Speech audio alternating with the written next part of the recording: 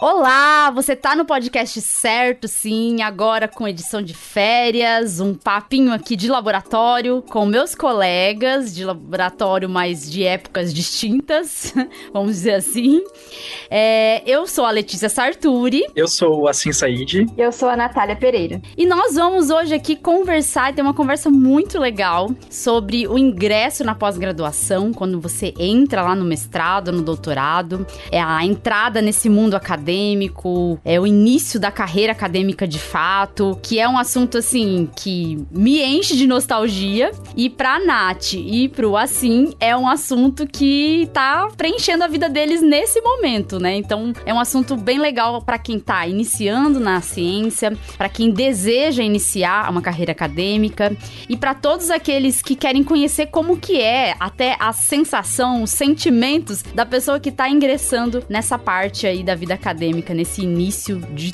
Não é o início de tudo, porque eles já trabalharam muito. Se vocês conversarem com eles, vocês vão pensar que eles já são antigos aí na área, que já estão com doutorado e não sei quantos pós-docs nas costas, mas é o início de uma carreira formal, né? Uma carreira acadêmica formal, formalizar de fato a carreira acadêmica. Esse papo nosso vai ser um papo bem descontraído, então assim, vai ser diferente dos outros episódios do podcast, mas é uma edição assim mais leve mesmo para as férias. Então nós vamos falar desse início da carreira acadêmica e eu, assim, começo meio que falando e já perguntando para vocês sobre como que... Eu tô falando aqui como vocês trabalham, né? Qual a área de vocês, meio falando como se todo mundo já soubesse, mas na verdade eles são da divulgação científica e cada um já tem um pouco de uma carreira que, como eu falei, parece que é uma carreira extensa, mas tá de fato formalmente se iniciando na carreira acadêmica. Então eu queria que vocês só se apresentassem antes da gente começar de fato esse papo, pro pessoal saber quem são vocês e o que vocês já estão fazendo. Bom, então, como a Letícia falou, eu sou a Natália Pereira. Eu acabei de finalizar o curso de Ciências Biológicas aqui na USP de Ribeirão Preto. Eu faço parte do grupo União Pro Vacina, que é um grupo de divulgação científica, né?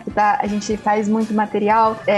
O grupo se iniciou desde 2019 e a gente tá aí até agora fazendo muito projeto de divulgação sobre as vacinas, sobre a pandemia, sobre assuntos de imunologia de forma geral. E eu também agora faço parte do Pretty Much Science, que também é um outro projeto de divulgação científica, e também vou auxiliar agora coordenando os projetos e os textos relacionados à Covid-19, fake news e a pandemia. E agora eu acabei de ingressar no mestrado para começar essa carreira na área da imunologia, então agora eu sou uma mestranda em imunologia, aqui pela USP também, de Ribeirão Preto. Eu sou Assim Said, sou colega da Natália, da Letícia em vários projetos.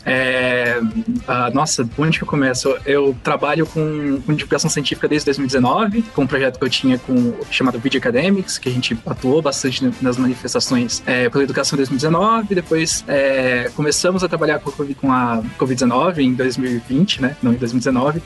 Em 2019 também eu sou também, então, integrante da União Pro Vacina, sou membro cofundador do projeto, e agora ingressei no doutorado direto no Instituto de Ciências Biomédicas da USP de São Paulo, um projeto associado ao Butantan, mas eu não tô desenvolvendo a Butanvac, não.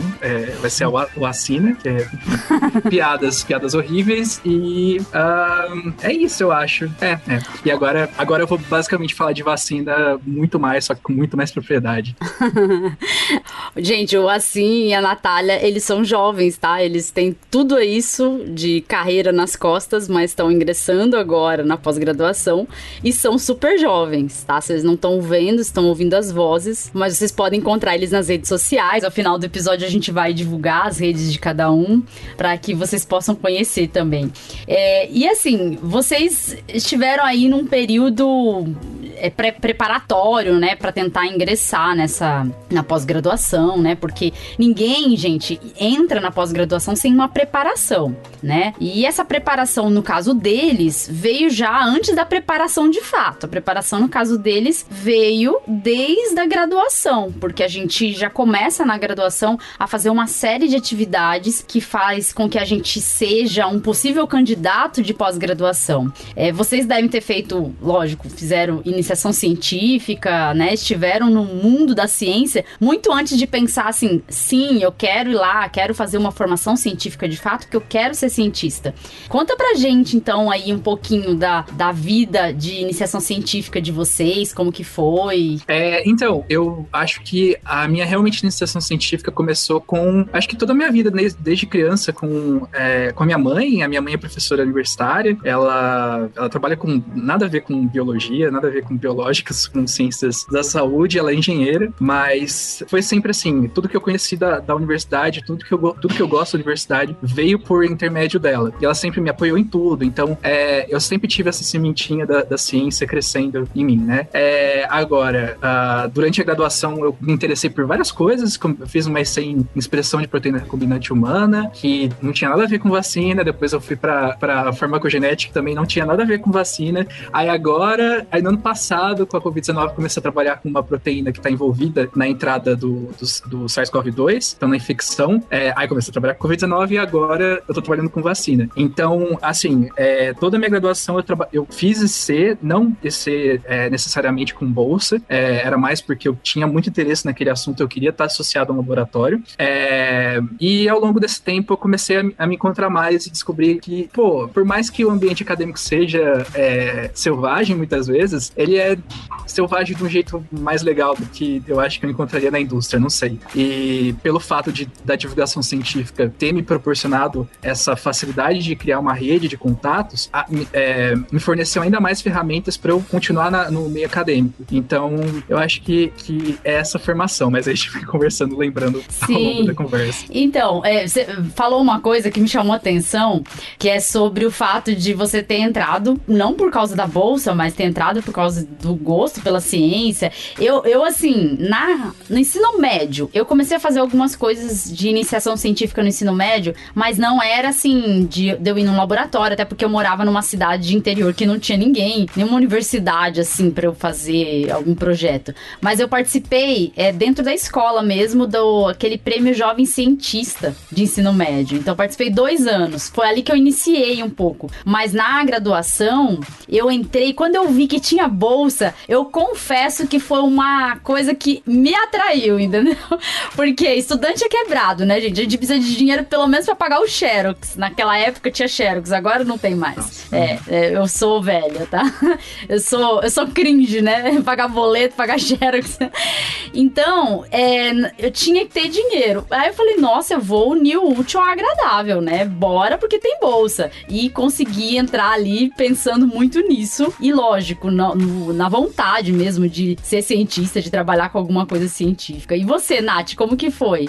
Eu acho que o período de iniciação científica foi algo muito gostoso, assim, pra mim, porque eu não tinha também, sou de uma cidade bem pequena, e eu não, ao contrário do assim, eu cresci um pouco longe desse ambiente de ciência, assim. Eu tinha ciência na escola, depois mais tarde a biologia, mas eu sempre fui muito curiosa e eu sempre quis ser cientista. Não sei de onde eu tirei muito isso, mas eu sempre quis ser cientista, gostava muito da feira de ciências da escola, mas eu encontrei até dificuldade, assim, quando eu fui prestar o vestibular, o que eu faria? O que eu faço para ser uma cientista? E aí eu optei por prestar biologia, né, que é um campo bem amplo, que eu teria como explorar isso. E quando eu entrei na USP, né, que é uma universidade que tem bastante incentivo à pesquisa, já desde a graduação, foi incrível para mim. Iniciação científica, assim, foi algo muito legal, que eu tava me sentindo já uma cientista, podendo aplicar o que eu... Fazer iniciação científica é muito bom, porque você tá tendo as aulas e aí você consegue aplicar um pouquinho do que você vai aprendendo no seu projeto e aí você se vê crescendo e conseguindo... Acho que o mais incrível pra mim foi quando eu comecei a ter, tipo, hipóteses eu mesma, sabe? Saindo da minha cabeça, que não era só coisas do meu orientador, mas quando eu comecei a ter hipóteses e pensar o que eu poderia fazer, então foi quando eu comecei a me sentir muito cientista. Então, a iniciação científica acho que é muito bom porque contribui para essa decisão, né? dos meus próximos passos. Então, eu até lembro uma coisa que é bem legal, assim, que os pais da gente às vezes já começam a falar assim, nossa, meu filho, minha filha é cientista, tá? Você entrou na iniciação científica, você já vira uma pessoa, assim, muito científica na família, né? E aí, por exemplo, meu pai queria falar o meu projeto, eu trabalhava com toxoplasmose. Meu pai queria falar de toxoplasmose nas rodinhas de churrasco Osasco, então tinha parente, ia pro Rio Grande do Sul, nos nossos parentes. Queria ir lá, ficar falando do que eu estava estudando, que eu estudava neurônio do intestino de rato que tinha toxoplasmose. Olha só que coisa, né? Então, assim, sem compreender muito do que se tratava de fato o meu projeto, ele ia lá e queria discutir, queria falar pras pessoas sempre. Então, isso eu acho muito legal, porque a família da gente já começa a ter uma noção que a gente tá entrando mesmo nesse mundo, né? Mesmo sem saber muito do que a gente tá fazendo. Porque na maior parte das vezes a gente faz muita coisa além do que é o nosso projeto. Um aluno de iniciação científica, ele faz os trabalhos que ninguém quer fazer no laboratório.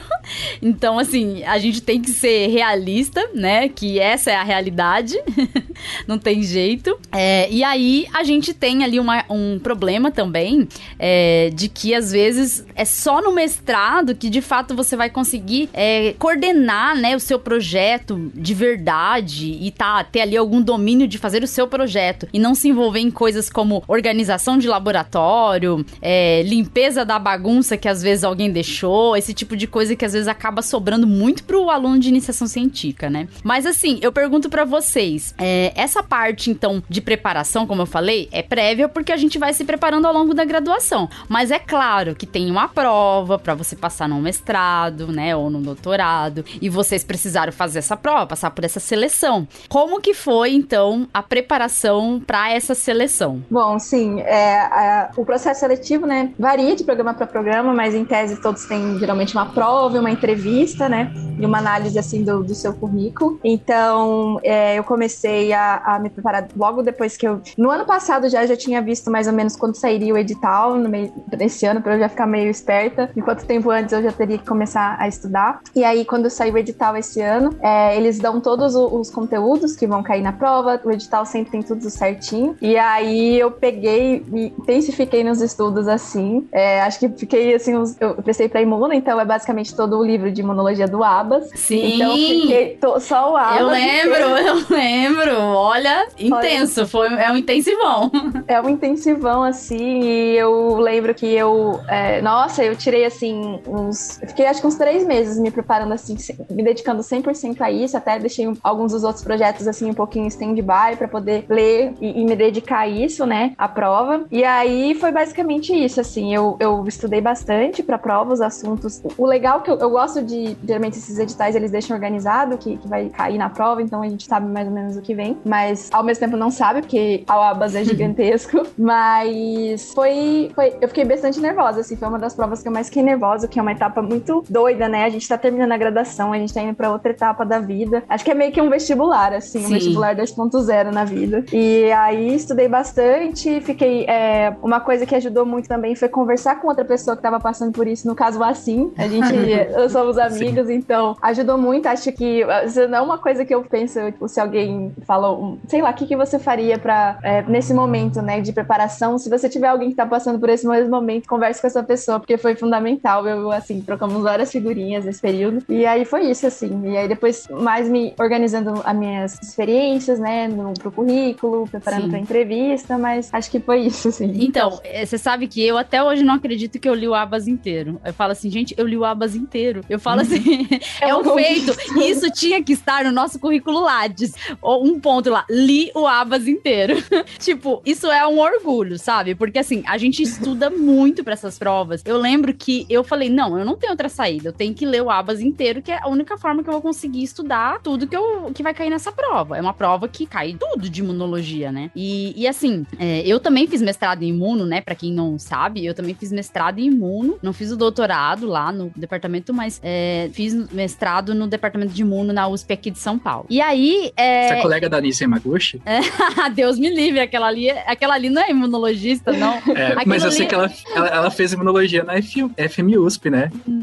Mas não é ali, não é imunologia que ela fez, não, viu? Eu acho que sabe o que ela deve ter feito? Algum tipo de especialização, porque a imunologia, ela não fica nem na FMUSP. O departamento de imuno fica ali na cidade universitária mesmo, né? Nossa. Aí já podem investigar o Lattes dela novamente. Temos um novo Decotelli. E aí, assim, eu lembro dessa fase que no laboratório eu estudava muito. E pessoal, às vezes ficava pedindo coisas, até que eu falei, porque eu já tava num laboratório, né? Eu já tava fazendo alguma coisa do meu projeto antes. E aí, eu peguei e falei pro orientador, falei, olha, quer saber? Eu preciso ir pra casa estudar, senão não vou dar conta de passar na prova. E eu preciso passar na prova. E aí, ele falou, tá, fica em casa. Aí, o negócio se intensificou. Eu acordava, era pijama o dia inteiro, e eu sou muito assim, eu não preciso de uma mesa pra estudar. Se eu tiver num sofá, já tá bom. Então, eu colocava o livro no sofá, assim, no colo, e ia lá, intensamente estudando, intensamente. E assim ia, às vezes, muito mais que 12 horas por dia. Por quê? Porque a gente acaba sempre deixando pra última hora, né? Então, acumula aí, pra ler inteiro aquele livro, não é tão fácil assim. O Assim também passou por essa, né? Passei, nossa, e muito obrigado, Natália e Letícia, por isso. Nossa, sinceramente. Bem, contextualizando aqui, eu esqueci de falar que eu sou farmacêutica, eu fiz farmácia, também sou colega da Letícia nisso. Então, foi uma coisa bem doida no começo desse ano, porque teoricamente era pra eu terminar a graduação no ano que vem, né? Começo do ano que vem. Só que aí o meu colega do projeto Halo, que é um projeto da ONU no TikTok, nós somos TikTokers profissionais, que é uma coisa engraçada de falar, mas eu sempre falo. TikTokers profissionais, e o Gustavo, que é meu colega desse projeto, já trabalhava com desenvolvimento de vacinas há um tempo. Eu vou explicar um pouquinho melhor depois da tecnologia no final, em algum momento. Mas ele me convidou, falou, tem uma bolsa FAPESP para doutorado direto, você não quer? Óbvio que eu quero. E aí eu conversei com o meu orientador, eu tava ainda fazendo um projeto de IC lá com Covid-19, com bolsa também, então eu tive que correr atrás desse problema de bolsa, de cancelar bolsa e tal. E bem, a única limitação era que eu tinha que me formar antes, então no começo do semestre, para poder me inscrever nos programas de pós, né, nos processos seletivos. Então, eu prestei no departamento de imuno também, programa de imuno no ICB também, e agora na biotec também no ICB. Na época, como a Natália estava falando, a gente teve que ralar para estudar. Na verdade, eu tive que chorar, porque eu odiava imunologia na minha graduação. Odiava. Eu também odiava. Não, eu odiava, assim, tipo, se alguém me falasse imunologia, eu saía da rodinha. Literalmente. Você sabe o que é? A gente costuma odiar o que a gente acha difícil. E é difícil. A gente tem que confessar que é difícil. A gente gosta, mas é difícil. Sim, não, assim, extremamente difícil. Mas eu confesso que depois que eu peguei o ABAS, eu falei, não, eu vou estudar isso daqui do zero. E vou tentar transformar isso daqui numa coisa animada, né? E assim, a partir das conversas que eu tinha com a Natália, com a Letícia, com todos a experiência que eu tive com vacinas durante o ano passado, não dava pra escapar da imunologia, obviamente, né? Sim. Então, isso foi me ajudando bastante. Eu peguei o livro, aí eu descobri que um dos autores, que é o Chip Lai, eu falo assim mesmo, se tiver errado, alguém me corrige aí. Eu também não sei. Ele é uma pessoa super legal, vocês podem encontrar vídeo dele no YouTube. Ele faz rap, faz poema com imunologia, e agora ele tá no TikTok também, no mesmo projeto. Eu falei, cara, esse cara é muito legal, e ele parece comigo, porque ele é indiano, eu não sou indiano, mas enfim. Nossa, esse cara parece comigo. E eu falei, nossa, pela primeira vez eu vejo alguém que é imunologista e não é branco só, porque aqui, pelo menos na USP, eu acho que eu só tive contato com gente que trabalha com imunologia que é branco. E você fica tipo, mas será que é possível entrar? Estranho falar isso, porque normalmente acontece com outras imunonias, né, mas comigo aconteceu bastante, por algum motivo. Enfim, e aí eu comecei a gostar bastante de imunologia, comecei a estudar, terminei de ler o livro, e falei, cara, eu entendi alguma coisa de imunologia. Meu Deus do céu, eu entendi o que é uma célula T pela primeira vez na minha vida. E aí, enfim, prestei a prova, passei, eu tinha prestado o doutorado direto por causa da bolsa, passei no mestrado, tinha ficado triste, obviamente não fazia sentido ficar triste com isso, que quebra a expectativa, tem toda a questão de bolsa, mas, assim, passar em imunologia, uma área que você acabou de estudar e você odiava e agora é outra coisa, você tem que ficar feliz com isso. Não pensem só em bolsa, assim, quando vocês quebrarem a expectativa de vocês, porque, gente, passar na pós-graduação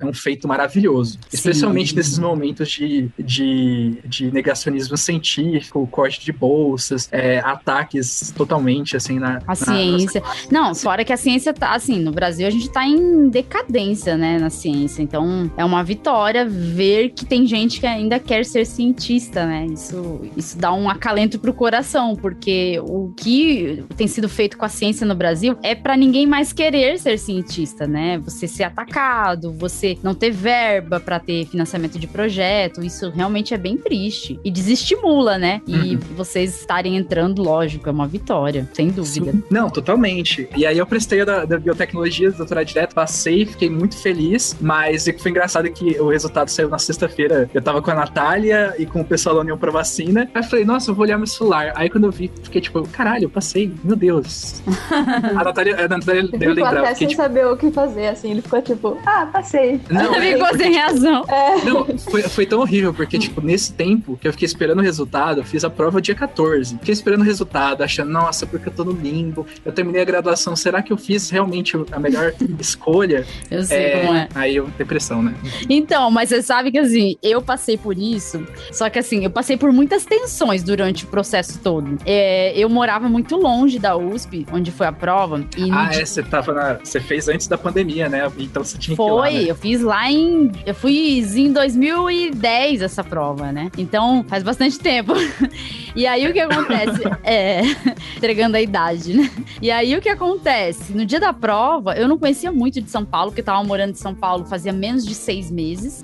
E aí, eu fui. E de transporte público, não tinha metrô lá perto, ainda não tinha o metrô Butantã. Então, não tinha estação Butantã ainda. Tinha Vila Madalena, era o mais perto. Você tinha que pegar um ônibus pra ir da Vila Madalena até a USP. E era uma viagem longuinha até de ônibus. E aí, eu fui pegar o tal do ônibus, peguei um trânsito, tudo parado, começou a me dar um desespero. Eu falei, eu não vou chegar a tempo pra fazer essa prova. E eu saí muito cedo de casa, sabe? Mas começou a me dar um desespero. Eu falei, nossa, eu vou parar um motoboy desse e vou pedir pra me levar lá pra fazer essa prova, porque eu não perco essa prova. Se eu perder, eu só vou poder fazer no final do ano. Eu não sei se agora eles fazem 2 vezes por ano.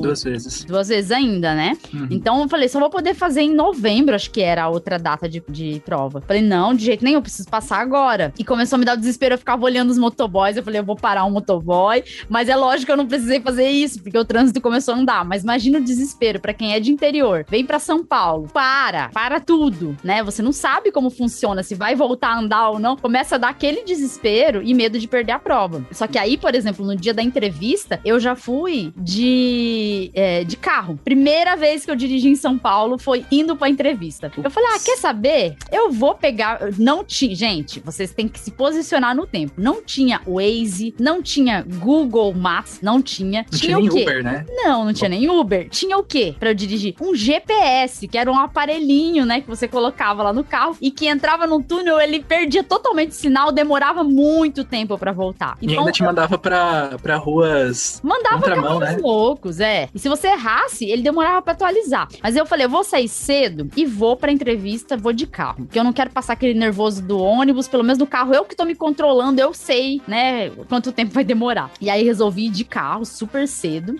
porque era por ordem alfabética a entrevista, então, né, o meu nome ia ser mais dos últimos mesmo, pelo que eu sabia. E resolvi ir. E fui, errei o caminho. Foi uma loucura, mas consegui chegar lá. E assim, no dia da entrevista, foi uma coisa muito legal. Vocês falaram, assim, de estar junto na hora do resultado, mas no dia da entrevista, tava lá, todo mundo que fez a entrevista ficou o dia inteiro, porque no final da entrevista já ia sair o resultado. Caraca. E aí o pessoal falou assim, vamos ficar aqui o dia inteiro. Nós ficamos lá, esperando o resultado o dia inteiro, até de noite. E aí, quando chegou lá, quando saiu os professores, a banca saiu da sala, o professor lá, que era o coordenador da banca, falou assim, o que vocês estão fazendo aqui ainda? Aí, a gente tá esperando o resultado. Mas esperando o resultado do quê? Aí a gente, do processo seletivo. Tá, mas vocês querem saber se vocês passaram? Todos que estão aqui passaram, ele falou. O que vocês querem saber mais? A gente falou, a gente quer saber a classificação, porque naquela época, a classificação era importante pra receber bolsas do departamento. Ainda eu acho que lá, pelo menos. E aí, assim, não tinha muitas bolsas no departamento, mas depois a gente conseguia bolsa FAPESP. Era fácil conseguir bolsa FAPESP naquela época, né? Que não é uma realidade hoje em dia. Então, a gente conseguiu uma bolsa do departamento temporária, até conseguir a bolsa da FAPESP. Então, todo mundo ficou lá esperando, né? E aí, aquela sensação. Eu vou ler o nome de cada um na ordem da classificação. Aí, aquela agonia, eu falava assim, eu tenho que passar. Nem que seja por último, eu não quero passar em primeiro, eu quero passar por último, mas eu quero passar, eu pensava. E aí, começa a ler. Quando eu escutei meu nome em segundo lugar, eu falei, não, tá errado. Tá errado, incrível. Sabe? Aquela sensação, tá errado. E eu imagino que pra vocês, vocês também ficaram, assim, muito felizes. Porque eu pulava de verdade de alegria. Vocês não têm noção, assim. Era uma alegria que você não esperava, né? E pelo que vocês contam, também foi assim. Como que foi pra vocês? Quando eu recebi o e-mail, né? Fiquei até meio sem reação, porque parece toda aquela preparação de meses se resume àquele único momento que você espera. E aí tem aquele e-mail falando, você foi aprovado. E aí você fica, e aí, agora, né? Mas no momento fica muito sem reação. E aí depois é só, nossa, muito feliz, assim, um alívio, eu senti um alívio que agora, tipo, eu passei do processo seletivo, tá garantido lá a minha vaga e isso é muito bom. Vocês passaram bem colocados, né, também, isso é legal. E você, assim, fora ter ficado sem reação, você já quis comemorar na hora? Como que foi? Com pandemia é difícil, né? Não, na hora eu fiquei, a gente tinha dado entrevista lá pela União Provacina, eu falei, nossa, eu passei, né? Aí eu fiquei lendo o e-mail novamente, porque, tipo, o e-mail eles não colocam só, parabéns, você passou, ou informamos que você passou alguma coisa, eles colocam, tipo, um textão imenso de informações, e você fica, caraca, mas... Passei ou não passei? Passei ou não passei? Tipo, meu Deus do céu, é muita informação, a gente não precisa disso. Aí passou o dia, aí eu contei pra minha orientadora, pro meu orientador, e aí eu fui ver, não pode comemorar no dia. Aí eu fui lá, pedi comida, pedi muita comida, enchi até morrer, e aí no dia seguinte ainda comemorei, e aí eu comemorei, aí minha mãe veio aqui, a gente comemorou, e foi isso, assim, mas eu fiquei muito feliz, assim, porque, tipo, tem um tempo, assim, que você termina a graduação, até sair o resultado, você não se sente parte de nada. E aí, agora que você sente, você parece que, tipo, literalmente, parece que a minha vida voltou, e agora tem coisas novas pra experimentar, sabe? E eu vou ter contato com outras pessoas ainda que virtualmente novas, sabe? Isso é uma coisa muito bacana, especialmente na pandemia, né? Sim. Então, eu lembro que lógico, fiquei muito feliz, mas uma coisa muito engraçada que eu lembro, que na época a gente tinha ainda o MSN. Vocês lembram do MSN? Vocês conhecem o MSN? Olha, eu trazendo uma novidade velha pra conversa. Pro gênero, como chama? A geração Y, né, agora? E aí, o que acontece? No MSN, as pessoas colocavam, além de colocar a música que tava escutando, as pessoas colocavam uma frasezinha, né? Era comum isso, o status do MSN. E a minha mãe, ela trabalhava, no trabalho dela, ela usava muito o MSN, então ela ficava logada no MSN o tempo inteiro. E o que a minha mãe colocou no MSN? Parabéns, filha Letícia, pelo 2º lugar no mestrado em imunologia na USP.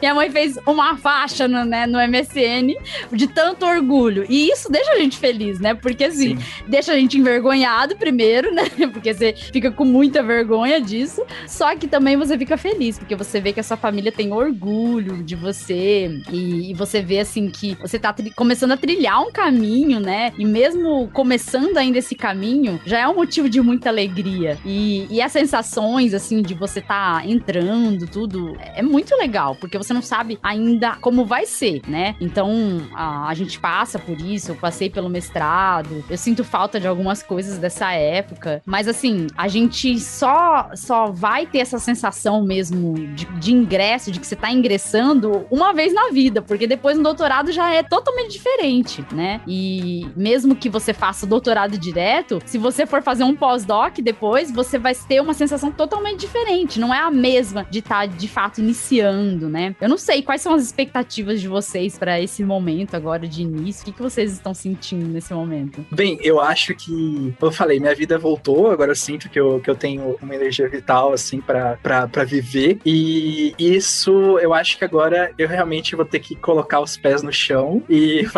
pegar mais sério, mais firme nas coisas que eu tinha que fazer, só que agora, sei lá, eu acho que a questão é como deixar a pós-graduação não afetar a sua saúde mental e sua saúde física, porque a pandemia já afetou de todo mundo. Sim. Então agora pelo menos eu me sinto já imunizado contra a pós-graduação.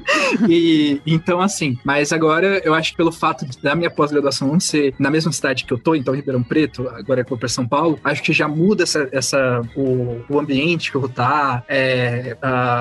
Agora vou realmente colocar a mão na massa no laboratório, algo que eu não trabalho com laboratório faz agora com pandemia, né? Tirando esse ano e outro ano, faz muito tempo. Então, eu acho que a próxima etapa é começar mesmo e ver o que dá, porque acho que ninguém sabe como que vai ser o dia da manhã, principalmente na pandemia e principalmente na pós-graduação. Sim, é tudo novo, é o início de uma vida nova. E você, Nath? Nossa, eu tô bastante ansiosa, né? Eu comecei agora eu ainda, na verdade, falta esse último mês, é o meu último mês da graduação. Eu ainda não finalizei e esperei um tempo, né? Já vou emendar tudo direto. E aí eu comecei a frequentar agora no laboratório, né? Ver a rotina. E isso me deixou muito animada, né? Como a assim falou, na pandemia faz muito tempo que a gente não faz, eu não faço nada, né, no laboratório, não frequento laboratório, não faz um tempo já que eu finalizei minha iniciação científica, então eu tô muito animada para voltar, e muito animada, assim, apesar de na pós-graduação a gente ainda ter disciplinas, né, a gente tem um tempo maior para nos dedicar, a gente se dedicar ao nosso próprio projeto. Então,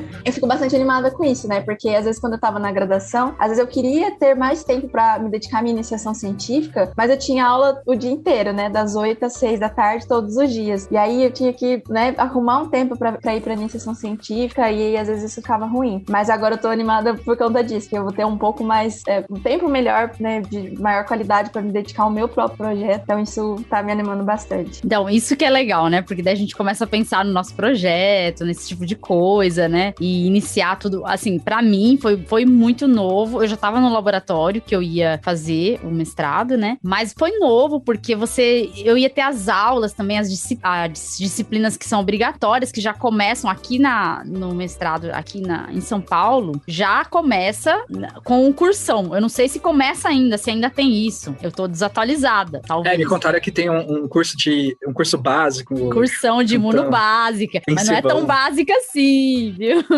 Não vai achando que é só abas, não, porque não é só abas. Então, nossa, assim, Janeway, esse cursão era só artigo científico, né? Caraca.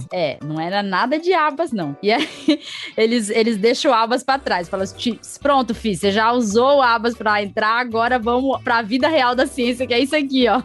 Artigo. E aí, o cursão já era o início, assim, de tudo. Então, eu já comecei a ter contato com outras pessoas dentro do departamento. Já tinha aquela sensação, assim, de ver pessoas que já estavam há mais tempo no departamento e olhar e falar assim, nossa, que pessoa inteligente. Será que um dia eu vou entender tanto, assim, que nem essa pessoa? Você olhava a gente que tava no doutorado, você entrando no mestrado, e às vezes você via umas pessoas discutindo ali durante as aulas, porque o cursão tem que fazer também pra quem entra no doutorado ali, né? Todo mundo que vai entrar no departamento de imuno tem que fazer essa espécie de nivelamento. E às vezes tinha discussões de artigos, né? Umas discussões bem profundas, né? E aí eu lembro disso, de eu olhar pessoas falando tanto nas aulas, eu falava assim, gente, eu nunca vou conseguir discutir um artigo desse jeito. Aí não dá muito, você já tá fazendo igual, entendeu? Então, assim, no começo é tudo novo, mas depois, você vai passando um tempo, você já vai, assim, fazendo tudo tão naturalmente que é incrível, assim, é uma coisa que é incrível por o quanto a pós-graduação, ela consegue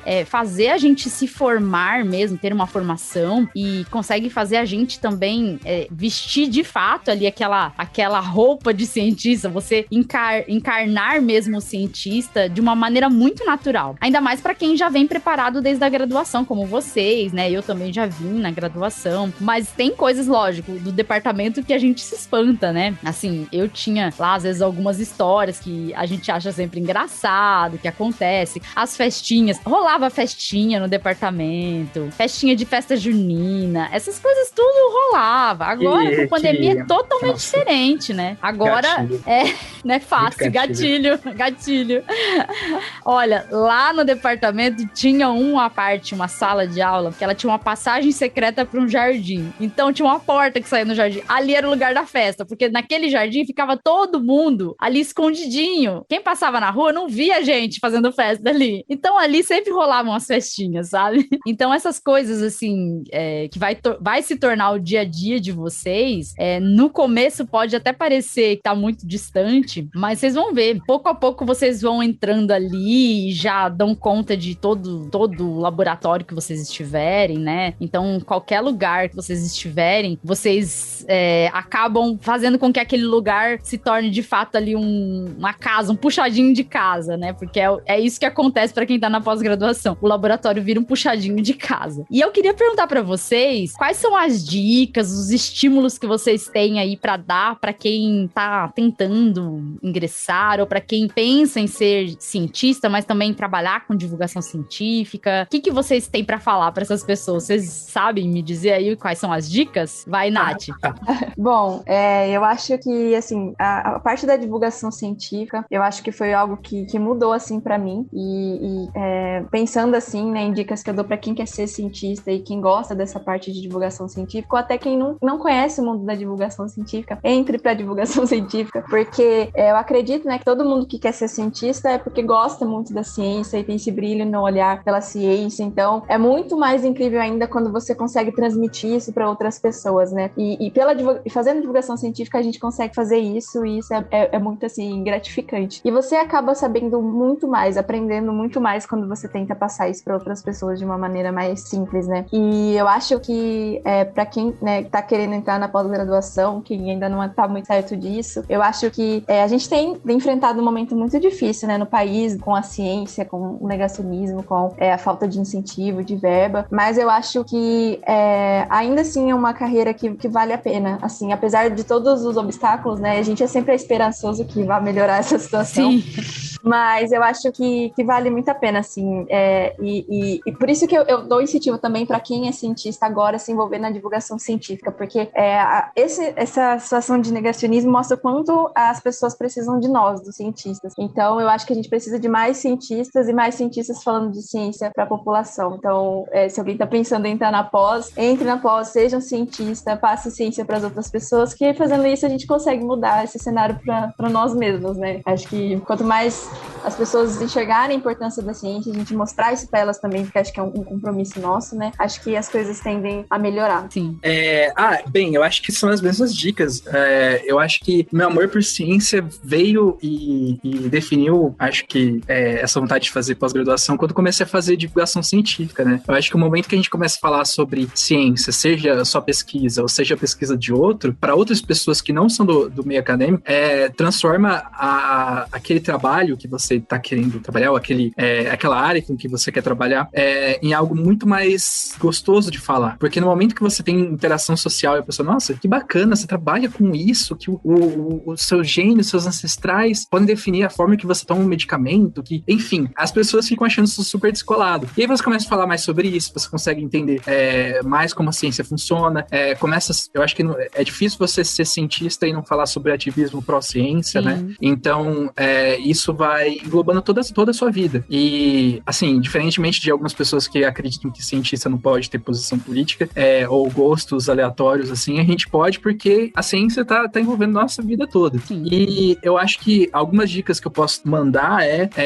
se você tá muito fechado na sua graduação, você tá estudando alguma disciplina, no momento você não tá gostando, não tá entendendo muito bem o que você tá estudando, eu recomendo muito vocês lerem livros de divulgação científica. Então, por exemplo, eu tô fazendo eu tô fazendo curso de farmácia. Um livro interessante para você ler é algum livro sobre, por exemplo, eu acho que tem O Demônio do Meio-Dia, que eu acho que fala sobre depressão e psicoterapia, psicofármacos, e eu acho que isso é muito interessante para uma pessoa entender como vai funcionando aquilo numa forma muito mais gostosa, sabe? Muito mais leve, né? Mais leve e muito mais abrangente, né? Sim. E até poética em algumas vezes. E também, outra dica é crie redes acadêmicas, porque cientista adora falar sobre ciência, cientista adora fazer amizade, e no momento que você tem amizades no ambiente acadêmico, você vai literalmente longe. Cientista não é antissocial como os filmes querem que a gente seja, não? A gente tem aquela ideia lá de conspiracionista, não, porque cientista não quer que a gente saiba disso. Gente, cientista não cala a boca, eu não calo a boca, vocês estão vendo, então. Eu não paro de falar. Obviamente, se eu tivesse, assim, a cura do câncer aqui na minha bancadinha, eu ia falar pra vocês. Falar pra todo mundo, imagina. Todo mundo. No Twitter, inclusive. No TikTok. Fazer um fio no Twitter, fazer um vídeo pro TikTok. Exatamente.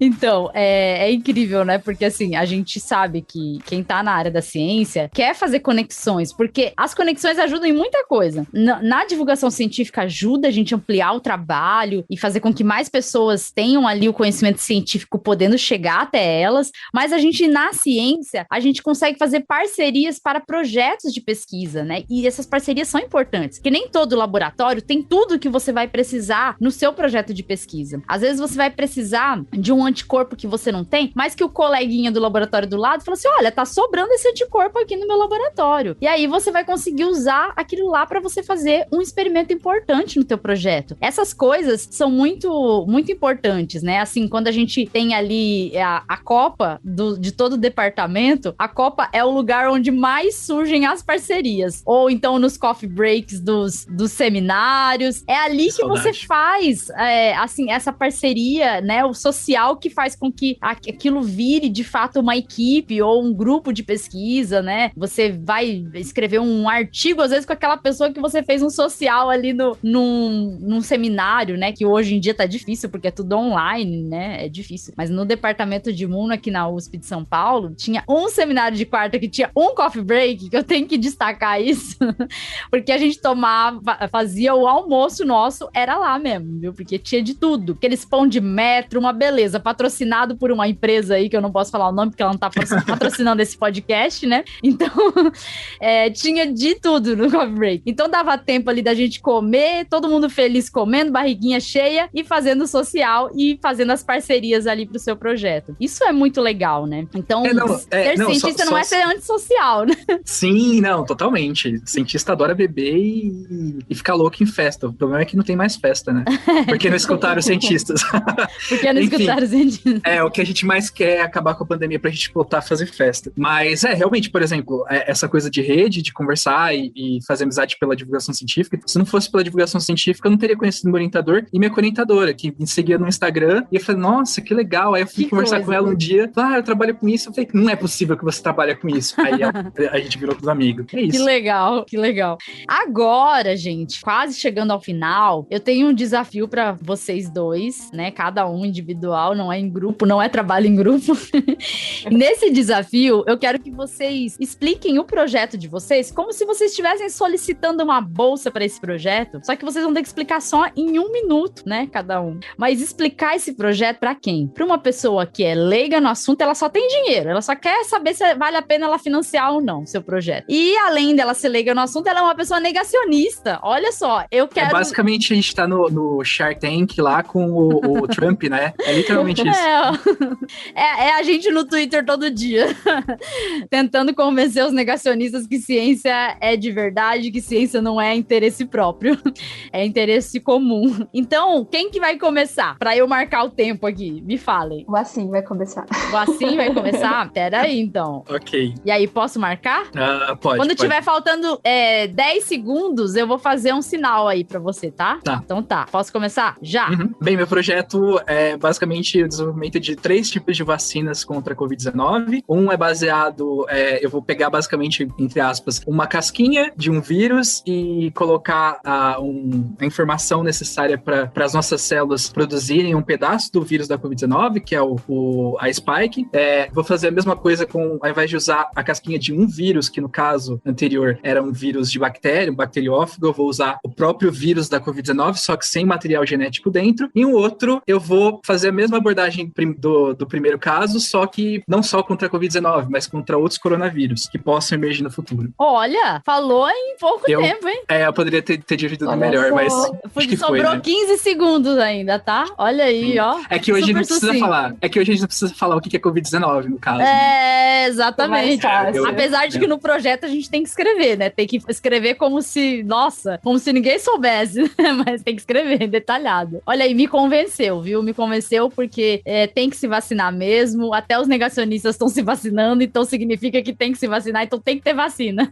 Agora vai lá, Nath. Posso colocar? Eu vou só fazer uma observação. É que a gente ainda não tenho o meu projeto tão lapidado, né, como do Assim, porque no mestrado eu não precisei entrar com projeto, então eu vou explicar a ideia de um projeto que tá em andamento, tá? Beleza. Posso colocar? Pode. Já. Bom, então, todo mundo toma vacina da gripe todo ano, todo mundo sabe que todo ano a gente tem que tomar de novo essa vacina, e essa vacina, né, a vacina da influenza, todo ano ela tem que passar, todo mundo tem que criar de novo essa vacina, porque o vírus muta muito rápido. Então, a ideia do meu projeto seria desenvolver uma vacina com a tecnologia de RNA, que é uma tecnologia que você, ao invés de usar o vírus, você vai usar como se fosse a receitinha para fazer esse vírus, e uma vacina contra uma vacina da influenza, né, uma vacina da gripe. Só que, qual que é a parte interessante? A gente quer desenvolver uma vacina que não precise trocar todo ano, vai ser uma vacina que a gente vai usar algum pedaço do vírus ali, alguma receitinha do vírus, que é uma uma dos pedaços do vírus que não muda muito todo ano. Então, seria uma vacina universal da influenza. Olha isso, que legal. Foi menos, mas foi. Não, foi ótima. Maravilhoso. Eu esqueci de falar de vacina universal. Basicamente, a Natália e eu, a gente tá fazendo vacinas universais. Então... É que é difícil explicar. Aí começou a vir na minha cabeça, assim, epítopos menos conservados. Aí como eu falo, epítopos mais conservados, quer dizer. Mas infelizmente a gente não tá sendo financiado pela Igreja Universal, né? Ainda bem. Vacinas universais. A vacina universal, mas não é a Igreja Universal. Sim. Olha, eu aceitaria ideias. Também pagar esse projeto, porque se eu fosse um negacionista, eu aceitaria, porque gripe é uma coisa que também é um problema sério, a gente sabe. Pode que agora uma nova pandemia por gripe. Então a gente ficou ofuscado pela pandemia de Covid esses anos, né? Porque a gente já tá no segundo ano de pandemia. É difícil falar isso, mas é a realidade. Isso pode ser ouvido lá no futuro, né? E se for ouvido lá no futuro, a gente sabe que nós também estamos fazendo história aqui, né? Falando de como que tá acontecendo essa pandemia, enfim. A pandemia trouxe muito avanço para a tecnologia de vacina e isso é uma contribuição, assim, inestimável para a ciência, para essas tecnologias de vacina novas que foram, assim, empregadas nas vacinas de Covid. Agora elas vão servir de apoio para pesquisa de vacinas desde de influenza até HIV, que não tem vacina ainda, né? Então tem terceira fase, né? O de adenovírus, da Janssen. Isso. Então, assim, a gente se encheu de esperança com as vacinas que foram desenvolvidas de Covid, porque elas trouxeram respostas também que faltavam para desenvolvimento de outras vacinas. Isso é bem, bem legal, assim. Eu, no mestrado, eu estive em laboratório de vacinas, mas que trabalhava com vacinas de malária e T-cruze, então não eram vacinas para vírus, né? Então, para protozoários. Essas vacinas não saíram, mas vacina de malária também tá na fase 3. Pode. Você já sabe qual que é? Qual? Não sei. Qual que é a diferença de vírus para protozoário? Esse eu já sei. Era o que faltou a Nise Yamaguchi falar, né? Exatamente. A gente vai deixar no ar pra vocês pesquisarem. Se vocês querem mais piadinhas infames, sigam o Assim nas redes sociais. O Assim, passa suas redes sociais pro pessoal seguir. Minhas redes sociais todas são Assim Vacinas. Então, o Assim... eu vou ter que soletrar. Então, é WASM Vacinas. Podem procurar em todas as redes sociais. A gente vai colocar na descrição também. Perfeito. E a sua... sigam, ele tem TikTok, tá? É coisa que eu não tenho, porque por motivos de... Não dá mesmo. E aí, Nath, as suas redes sociais? Bom, vocês podem me acompanhar pelo Instagram, as redes sociais do UP Vacina também, que é o UP Vacina, ou nas minhas pessoal também, que às vezes em quando posto um conteúdo lá também, que é Nath PSL, NATH PSL. Ela tá no PSL, gente. Ela é uma infiltrada do governo do Bolsonaro. Foi difícil. Nossa, Nath. Não é fácil, né? Não. As pessoas não chegam lá falando você, e aí, como você tá divulgando ciência? Você não é do PSL? Como assim? Foi difícil quando eu tive meu sobrenome. Sempre tive esse usuário nas redes sociais. E de repente meu sobrenome foi sujado. Agora é só suco de laranja, né? Fazer o quê, né?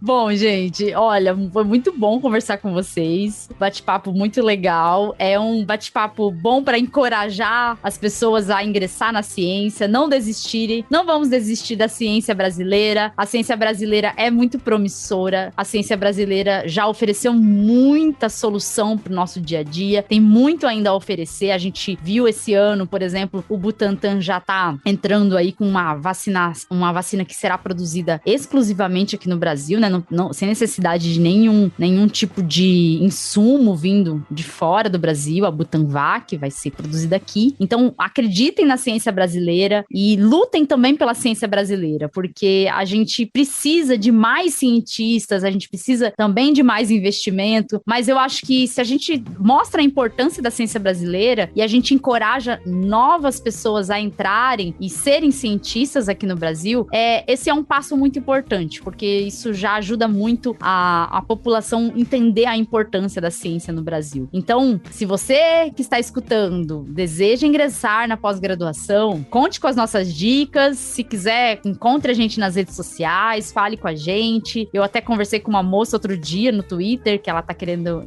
entrar na pós-graduação. Incentivei, façam, sigam o sonho de vocês e colaborem sim com a ciência brasileira. E se puderem na divulgação científica, também. A divulgação científica sempre tá precisando de mais gente para divulgar a ciência corretamente e levar a verdadeira ciência ao povo brasileiro, que anda tão confundido por negacionismo e por fake news, né? Então, Nath, Vassinho, eu agradeço a presença de vocês aqui no Escuta Ciência. Foi um prazer falar com vocês. Vocês querem deixar alguma mensagem final? Vacine-se. Isso! Eu só vou falar isso. Vacine-se, gente. Vacinem, usem máscara. E é isso. Deixem o seu gotinho. Isso. Se precisarem de alguma dica, né? Se alguém quiser conversar sobre isso, como eu falei, é muito legal conversar com pessoas que passaram por isso ou estão passando. Então, pode contatar eu, assim, a Letícia. A gente sempre vai dar um apoio, assim. Isso. Pessoal, vacinem-se, se cuidem, usem máscara, pratiquem o distanciamento social, ventilem os locais que vocês estão quando tem mais gente junto, e não deixem de confiar na ciência e escutar a ciência. Contem com a gente para tirar as dúvidas que vocês tiverem aí, quem tá nesse mundo aí ingressando na pós-graduação, e confiem nos cientistas. São cientistas sim que estão lutando para o fim da pandemia. Têm lutado dia após dia. Vacinem-se! Um beijo, tchau, tchau! Tchau! Tchau!